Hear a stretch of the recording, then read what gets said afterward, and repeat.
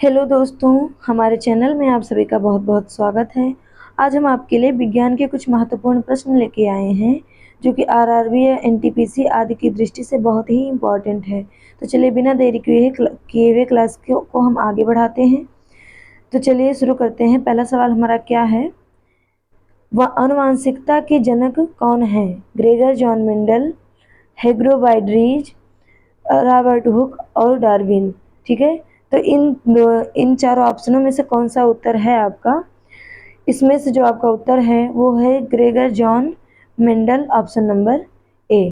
अगला क्वेश्चन है, जीन शब्द का प्रयोग सर्वप्रथम किसने किया था? मेंडल ने, जॉनसन ने, बैट्सो ने या फिर वाटसन एवं क्रिक ने? तो इसका सही जवाब है ऑप्शन नंबर बी, जॉनसन ने।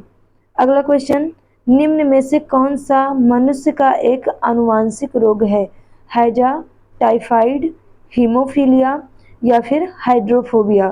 तो इसका सही जवाब है आपका haemophilia, option number C.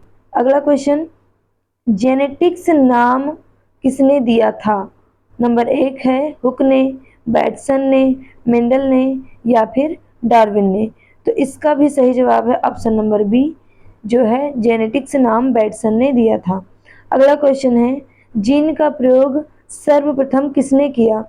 Option number ए है मेंडल, बी है मॉर्गन और कैपस, सी है जॉनसन और डी है ये सभी। तो इसका जो सही जवाब होगा मॉर्गन। ठीक है, इसका सही जवाब जो हो जाएगा वो हो जाएगा मॉर्गन। ठीक, आगे है क्वेश्चन नंबर जो 6 है वो कह रहा है पुरुष जीन संगठन होता है, मतलब जो पुरुषों में जीन होता है वो किस प्रकार का होता है? एक्स एक्स या फिर वाई एक्स या फिर एक्स या फिर वाई? तो इसका जो सही जवाब होगा वो होगा ऑप्शन नंबर ए, एक्स एक्स। ठीक, आगे अगला क्वेश्चन हम देखते हैं। क्वेश्चन नंबर सॉरी इसमें गलत हो गया आपका। पुरुष जीन जो संगठन होता है वो उसमें जो है एक्स और वाई होता है, यानी कि ऑप्शन नंबर 20 का सही होगा एक्स वाई। ठीक है, अगला क्वेश्चन है क्वेश्चन नंबर 7, गैमिट की शुद्धता का नियम का प्रतिपादन किसने किया था?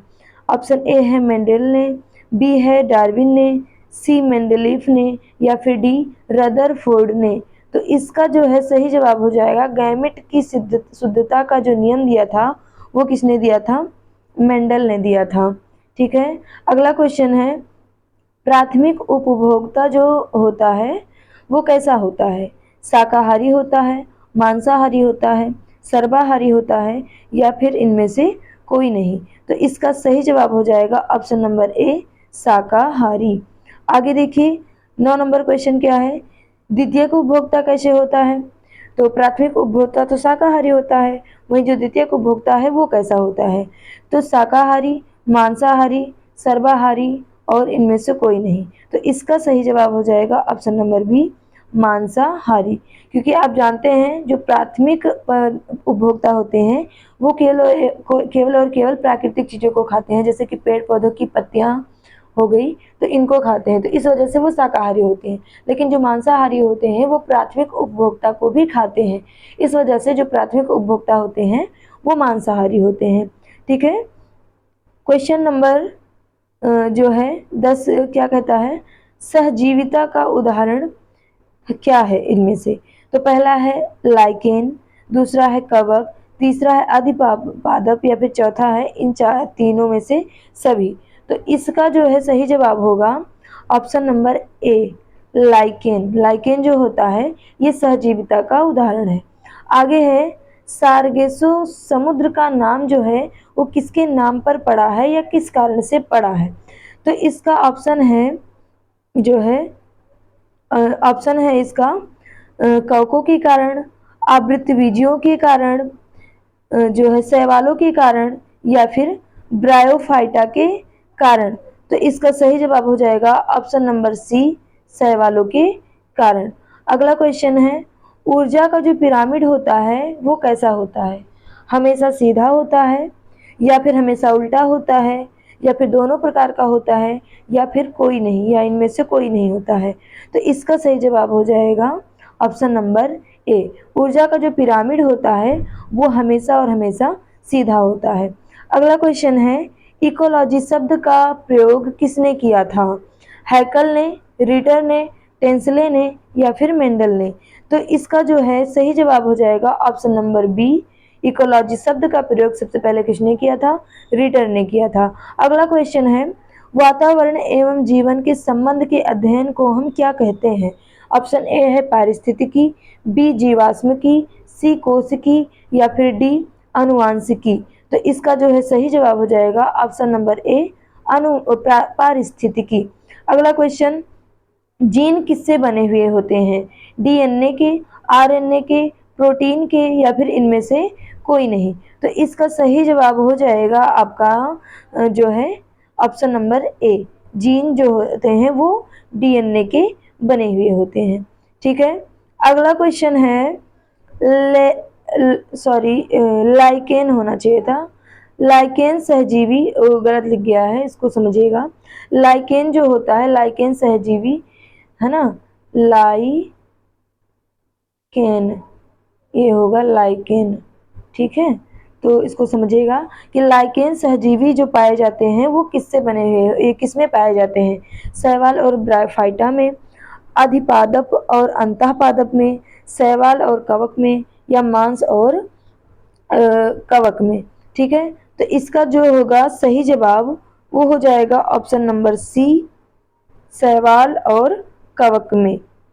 अगला क्वेश्चन है, निम्न में कौन अजैविक घटक का या अजैविक घटक है या अजैविक कारक है? तो ऑप्शन नंबर ए है जल, बी है कार्बोहाइड्रेट, सी है आपका ताप, और डी है इनमें से सभी। तो ये जो है इसका जो सही जवाब हो जाएगा वो हो जाएगा ऑप्शन नंबर डी। जो सारे के सारे क्वेश्चन हैं ये सब के सब अजैविक घटक होते हैं। ठीक। अगला क्वेश्चन है क्वेश्चन नंबर 18, मनुष्य में किस प्रकार के गुणसूत्र से लिंग निर्धारण होता है? ऑप्शन ए है एक्स एक्स, बी है एक्स वाई, सी है एक्स, और डी है वाई। तो इसका जो है सही जवाब हो जाएगा एक्स वाई। ठीक है, इसका सही जवाब हो जाएगा X Y, option number B. अगला क्वेश्चन है, सबसे बड़ा गुणसूत्र जो है वो किसका होता है? कवक का, शैवाल का, ट्रिलियन का, या फिर इनमें से कोई नहीं? तो इसका सही जवाब हो जाएगा ट्रिलियन का। ट्रिलियन का जो गुणसूत्र होता है वो सबसे बड़ा होता है। अगला क्वेश्चन है कि सबसे छोटा गुणसूत्र किसका होता है? ऑप्शन वही है आपके शैवाल, कवक, ट्रिलियन, या इनमें से कोई नहीं? तो इसका जो है सही जवाब हो जाएगा ऑप्शन नंबर ए शैवाल। शैवाल के गुणसूत्र सबसे छोटे होते हैं और ट्रिलियन का गुणसूत्र सबसे बड़ा होता है। क्वेश्चन नंबर अगला क्या कह रहा है, जीन शब्द का पता जॉनसन ने कब लगाया था? यानी कि सन आपको बताना है कि कब लगाया गया था। 1909 में, 1902 में, 1905 में, या फिर इनमें से कोई नहीं? तो इसका सही जवाब हो जाएगा 1909 में जॉनसन ने जीन शब्द का प्रयोग किया था। अगला क्वेश्चन है, डीएनए की क्रियात्मक इकाई क्या है? जीन, अनुवांशिकी, या फिर दोनों, या फिर इनमें से कोई नहीं? तो इसका सही जवाब हो जाएगा ऑप्शन नंबर ए जीन। डीएनए की जो क्रियात्मक या कार्यात्मक इकाई होती है वो जीन कहलाती है। ठीक है। क्वेश्चन नंबर 23 कह रहा है कि गुणसूत्र में पाए जाने वाले आनुवांशिक पदार्थ को हम क्या कहते हैं? प्लाज्मा जीन, मार्गन, ब्रिजेज, या फिर जीनोम? इनमें से क्या कहलाता है गुणसूत्र का जो आनुवांशिक पदार्थ होता है? तो इसका सही जवाब है option number D genome. Genome कहलाता है।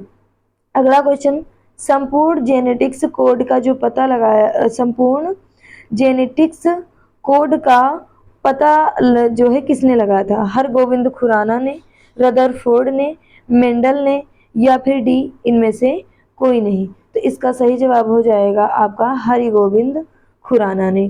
ठीक है।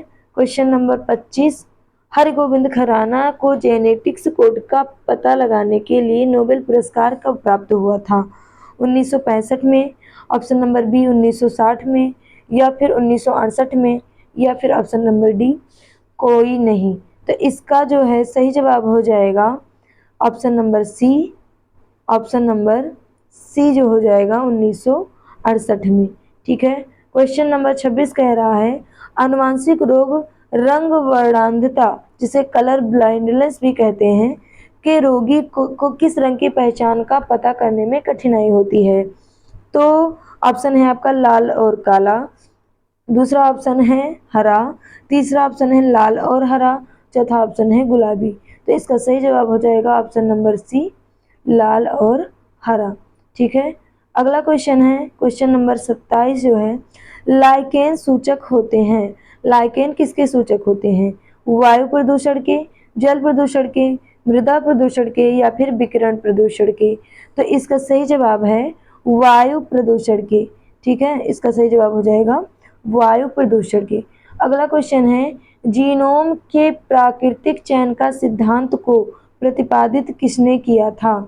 तो इसका जो है ऑप्शन है ऑप्शन नंबर ए लैमार्क ने, ऑप्शन नंबर बी डार्विन ने, ऑप्शन नंबर डी ब्रीज ने, ऑप्शन नंबर डी है मेंडल ने।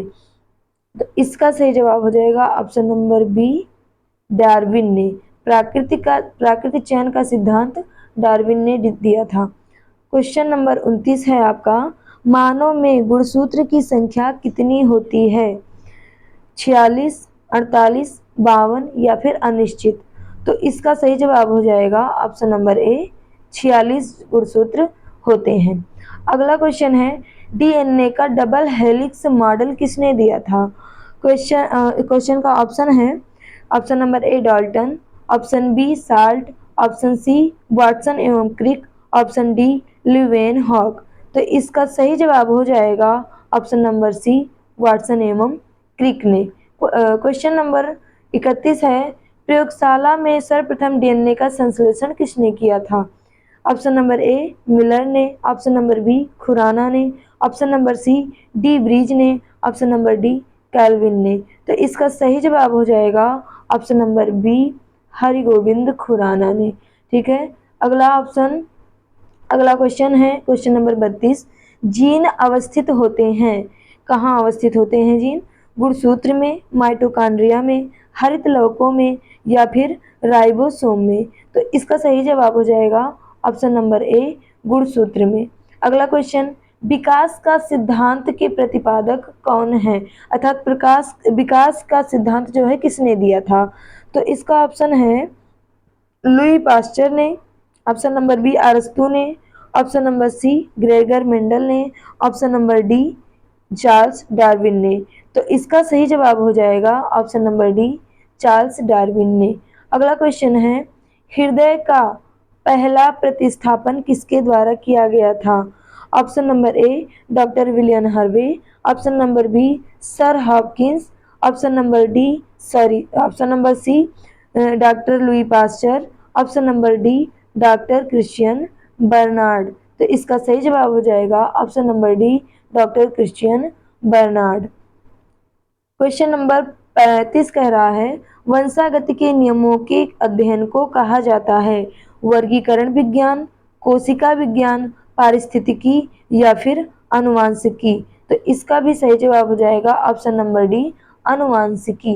क्वेश्चन नंबर 36 कह रहा है पर्यावरण में अजैव अवयव का एक उदाहरण है वनस्पति, जानवर, वायु या फिर सभी। तो इसका जवाब हो जाएगा वायु। वायु जो होता है ये अजैविक घटक है, बाकी वनस्पति और जो जानवर होते हैं, पेड़ पौधे होते हैं, ये सब के सब जैविक घटक के अंतर्गत आते हैं। क्वेश्चन नंबर 37 है उत्परिवर्तन का सिद्धांत किसने दिया था? माल्थस ने, बी लैमार्क ने, सी हक्सले ने या फिर डी ब्रीज ने। तो इसका सही जवाब हो जाएगा ऑप्शन नंबर डी ब्रीज ने। आगे देखिए अगला क्वेश्चन और हमारा अंतिम क्वेश्चन है प्राकृतिक वर्ण सिद्धांत का प्रतिपादन किसने किया था? डार्विन ने, वैलेस ने, मेंडल ने या फिर लैमार्क ने। तो इसका सही जवाब हो जाएगा ऑप्शन नंबर ए डार्विन ने। प्राकृतिक वर्ण का सिद्धांत दिया था डार्विन ने। तो आज की क्लास हमारी यहीं पे ख़त्म होती है। आज हम आपके सामने विज्ञान के कुछ महत्वपूर्ण प्रश्न लेके उपस्थित हुए थे। अगर आपको प्रश्न अच्छे लगे हुए हो तो लाइक कीजिएगा, साथ साथ सब्सक्राइब कर लीजिए ताकि हमारे आने वाले हर वीडियो का नोटिफिकेशन आप तक समय से पहुंच जाए। चलिए क्लास यहीं पर ख़त्म कर सकते हैं। जय हिंद, जय भारत।